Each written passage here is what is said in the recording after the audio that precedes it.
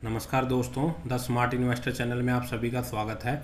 इस वीडियो में हम मेनली बात करने वाले हैं मनबा फाइनेंस कंपनी के आईपीओ के बारे में। तो इस वीडियो में मेनली हम कंपनी के फुल फंडामेंटल एनालिसिस करेंगे और ये भी देखेंगे कि कंपनी का करंट ग्रे मार्केट प्रीमियम अभी क्या चल रहा है। तो ये सारी चीज़ें हम इस वीडियो में मेनली डिस्कस करने वाले हैं। अगर सबसे पहले हम बात करें तो कंपनी का ये आईपीओ 23 सितंबर से 25 सितंबर के बीच में खुलने जा रहा है। कंपनी ने जो आईपीओ का प्राइस बैंड रखा है वो 114 से 120 रुपये का रखा है और एक लॉट में आपको 125 शेयर मिलेंगे, जिसमें कंपनी टोटल 150 करोड़ रुपए का इशू साइज लेके आई है और कंपनी सारा का सारा जो इशू साइज है वो फ्रेश इशू के जरिए मार्केट में बेच रही है। अगर हम इसकी टाइमलाइंस की बात करें तो 25 सितंबर के दिन ये आईपीओ क्लोज हो जाएगा। के अलॉटमेंट का पता आपको 26 सितंबर को लग जाएगा। वहीं इसके साथ ही जिनको अलॉटमेंट नहीं होता उनका रिफंड 26 सितंबर को आ जाएगा और जिनको अलॉटमेंट मिल जाता है उनके शेयर उनके डीमैट अकाउंट में 27 सितंबर के दिन क्रेडिट हो जाएंगे। वहीं अगर हम इस आईपीओ की लिस्टिंग देखें तो 30 सितंबर के दिन यह आईपीओ मार्केट में लिस्ट हो जाएगा। अगर हम कंपनी का रिजर्वेशन क्राइटेरिया देखें, रिटेल कैटेगरी के लिए 35% का कोटा इसमें रिजर्व रखा गया है। रिटेल कैटेगरी में आप मिनिमम 1 लॉट लगा सकते हैं और मैक्सिमम 13 लॉट इसमें अप्लाई कर सकते हैं। अगर हम इसमें प्रमोटर होल्डिंग्स की बात करें तो प्री इशू जो प्रमोटर्स की होल्डिंग है वो लगभग 100% की ही है। पोस्ट इशू के बाद जो प्रमोटर्स की होल्डिंग होगी उसके बारे में यहाँ पे अभी कोई अपडेट नहीं दी गई है। ये अब हम एक बार कंपनी की बिजनेस को समझ लेते हैं।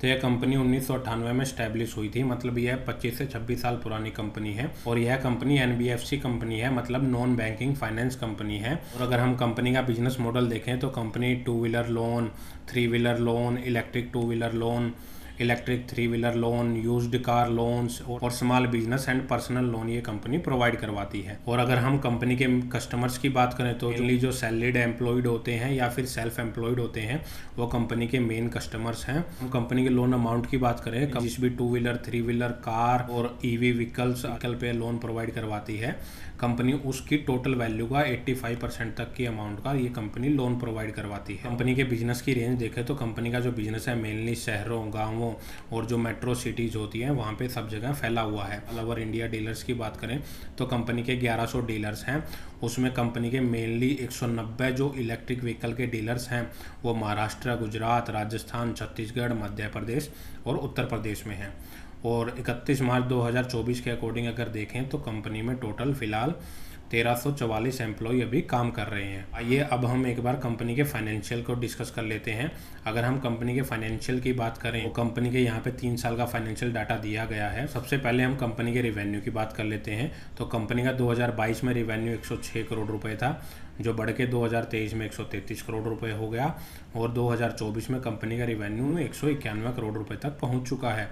अगर हम इसको सालाना रेवेन्यू को कंपेयर करें तो कंपनी के जो रेवेन्यू में लगभग 44% की जंप नज़र आ रही है। अगर हम कंपनी का प्रॉफिट आफ्टर टैक्स देखें तो 2022 में कंपनी का प्रॉफिट था वो लगभग 10 करोड़ रुपए के आसपास था, जो 2023 में बढ़ के लगभग 16.5 करोड़ रुपए तक पहुंच गया। वहीं अगर हम 2024 में देखें तो कंपनी का प्रॉफिट लगभग 31.5 करोड़ रुपए के आसपास पहुंच चुका है। अगर हम कंपनी के प्रॉफिट को सालाना कंपेयर करें तो इसमें लगभग 90% की जंप नज़र आ रही है। वहीं अगर हम कंपनी के पास रिजर्व देखें तो कंपनी के पास फिलहाल 162 करोड़ रुपए के रिजर्व हैं। तो वहीं कर्जे की बात करें तो कंपनी के ऊपर लगभग 750 करोड़ रुपए का कर्जा है। आइए अब हम एक बार कंपनी के कुछ की परफॉर्मेंस इंडिकेटर देख लेते हैं। तो यहाँ पे जो कंपनी की मार्केट कैप दिखाई गई है वो लगभग 602 करोड़ रुपए की है। जैसा कि मैंने कहा कि नॉन बैंकिंग फाइनेंस कंपनी में डेब्ट टू इक्विटी रेशियो काफ़ी हाई होता है। इस कंपनी का जो डेब्ट टू इक्विटी रेशियो है वो लगभग 3.75 का है, जो कि काफ़ी हाई है। अगर हम साथ ही ये देखें कंपनी जो ये पैसा रेज कर रही है उसका यूटिलाइजेशन कहाँ करेगी, तो कंपनी को फ्यूचर बिजनेस के लिए जो पैसे की रिक्वायरमेंट पड़ने वाली है कंपनी वहाँ पे इस पैसे का यूज करेगी। और आइए अब हम एक बार कंपनी का ग्रे मार्केट प्रीमियम देख लेते हैं। तो कंपनी का अभी जो ग्रे मार्केट प्रीमियम चल रहा है वो 0 पे ट्रेड कर रहा है। ओपन होने में अभी भी 5 दिन और बाकी हैं, तो हो सकता है जब ये आईपीओ ओपन हो तब तक कंपनी का ग्रे मार्केट प्रीमियम ट्रेड करने लग जाए। तो ओवरऑल बात करें, आपका व्यू शॉर्ट टर्म का है तो दिन आईपीओ ओपन होगा तब इसका ग्रे मार्केट प्रीमियम चेक कर सकते हैं, तो उसके अकॉर्डिंग आप अपना डिसीजन ले सकते हैं।